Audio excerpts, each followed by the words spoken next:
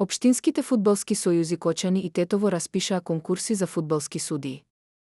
Кандидатите треба да бидат од 16 до 25 години, за мажи и жени. Повеќе информации на нашиот портал Спортска мрежа. Со гол во последните секунди на капитенот Филип Кузмановски, Македонија ремизираше против Австрија играјки 29-29 во рамки на главната фаза од светското првенство. Дарко Велковски потпише за Нерегихаза, клуб кој се бори за опстанок во унгарскиот шампионат. Последно дефанзивецот играше за Динамо Букурешт во јули минатата година и 6 месеци беше без клуб.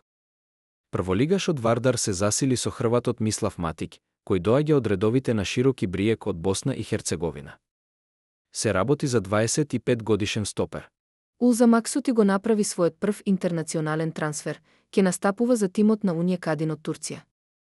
Максути важи за одличен голгетер во македонскиот шампионат и ќе биде големо засилување и освежување за турскиот тим. Шкупи се засили со младиот Ерион Шуку, 20-годишниот центрафор се враќа во Шкупи од редовите на второлигашот Скопје.